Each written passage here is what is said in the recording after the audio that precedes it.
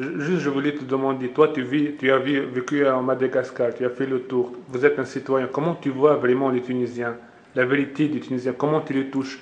Les Tunisiens, je trouve que c'est un peuple extraordinaire. Je ne dis pas que tous les Tunisiens sont extraordinaires. Il y a des voyous en Tunisie. Bien sûr, il y a des voyous partout. Il y en a en France, il y en a aux États-Unis, il y en a partout.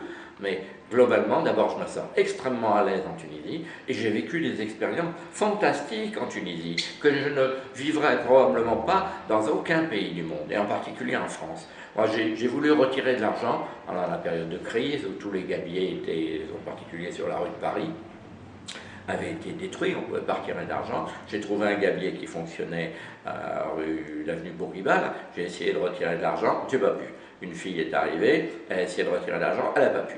Et un Tunisien extrêmement gentil nous a dit, mais vous affolez pas, il est 8h30 du matin, c'est normal, le gabier fonctionne, revenez à 9h30. Et il m'a dit, monsieur, si vous avez un problème pour retirer de l'argent, je pourrais vous dépanner. Il ne m'a pas proposé 1000 euros, il ne m'a pas proposé 100 000 euros, mais je suis sûr que si je lui avais demandé, il m'aurait donné 20 ou 30 euros pour au moins vivre dans la joie. En France, vous verrez pas ça. Vous pouvez demander 36 fois en disant, je ne peux pas retirer de l'argent, j'ai perdu ma carte. Les gens s'en foutent, ils sont d'un égoïsme forcené. Pourquoi les Français sont devenus des égoïstes? Avant, ils n'étaient pas comme ça. Il y a probablement bien longtemps. Je crois que, je ne voudrais pas défendre l'islam, hein, parce que j'ai tout à fait peur de la menace islamique. Parce qu'il y a des islamistes purs et durs qui sont dangereux. Mais je crois qu'il y a des choses positives aussi dans l'islam. Il y a des valeurs. Les valeurs, c'est le respect des autres, le respect des personnes âgées, le respect des pauvres qu'on aide. Et je crois que ça permet justement de rester dans des valeurs positives. Mais pourquoi en France, l'image de le musulman, c'est pas vraiment top? C'est pas vraiment top, c'est vrai. Mais ils ont des raisons aussi, hein. Je le dis moi-même, les musulmans, certains musulmans, j'en ai tout à fait peur, hein. Et même le leader actuel, là, Nada, je crois, Renaissance, Oui, je nada. ne sais pas prononcer l'arabe.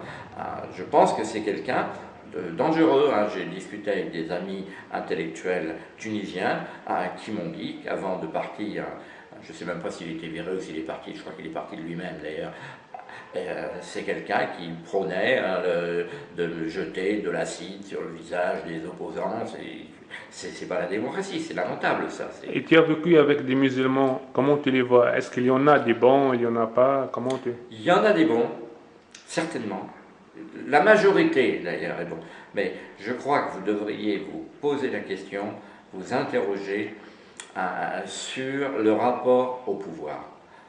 Je pense que c'est quelque chose de négatif chez les Tunisiens, ça, mais vous avez été tellement conditionné, vous avez tellement eu peur.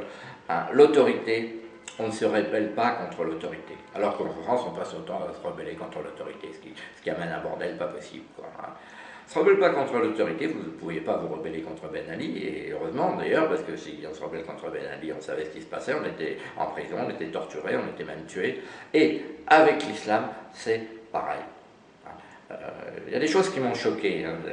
Aux périodes de Ramadan, par exemple, il y a un imam qui a pris position, qui a fait un article dans un journal, je crois que c'est dans Le Temps d'ailleurs, on peut retrouver facilement parce que c'était à la une, dans la première page, qui a dit les matchs de football ont lieu à 16 heures et les entraîneurs disent qu'il faut que les joueurs rompent le jeûne et boivent avant leur match. Ça me paraît évident.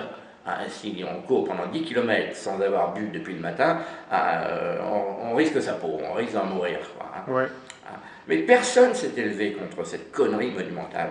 Et pourtant, si on se réfère, je connais très mal le Coran, je ne suis pas musulman, mais j'ai quand même lu, je me suis fait renvoyer aux sourates du Coran, il est clair que le prophète dit bien qu'il y a des exceptions, qu'il faut faire le jeûne, que si on est malade, si on est diabétique, si on est malade, on ne fait pas le jeûne. Si on voyage, on ne fait pas le jeûne. Et je suis persuadé, le football n'existait pas à l'époque du prophète, bien entendu, mais il aurait dit, bah oui, si vous devez faire un match de foot et courir pendant 1h30, vous buvez.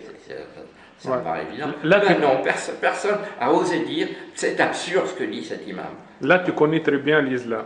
c'est Honnêtement, je ne connais pas très bien. Oui, tu connais Certains plus. points. Voilà, certains points, c'est nécessaire. Mais des gens en France, ils ne connaissent rien. Ils connaissent rien. Ils croient que l'islam, c'est la bourga, c'est une Bien femme sûr. voilée. C'est... Ils ne peuvent pas du tout le juger, puisqu'ils ne connaissent pas. On a diabolisé l'islam. Bon, je suis arrivé en Tunisie, l'islam, il y a des valeurs qui me paraissent extrêmement intéressantes, hein, et qui permettent que les jeunes ne deviennent pas des voyous, quoi, hein. Ça, c'est important aussi, hein. Et actuellement, bon, on est dans la liberté, c'est vrai. Mais la liberté, c'est aussi quelque chose de dangereux. Des gens qui sont enchaînés, à partir du moment où on ôte leur chaîne, ils deviennent déchaînés, mais bien sûr qu'ils ne sont plus de chaîne, mais ils risquent de faire n'importe quoi et d'être réellement, dans le sens du terme déchaînés de faire n'importe quoi. C'est un peu ce que j'ai peur. Heureusement, les valeurs de l'islam sont là et leur permettent de dire, bah non, on ne va pas attaquer cette personne, il y a un vieux qui se balade dans le métro ou dans le train et qui n'a pas de place, on va lui donner sa place. Et ça, on le voit en Tunisie. Et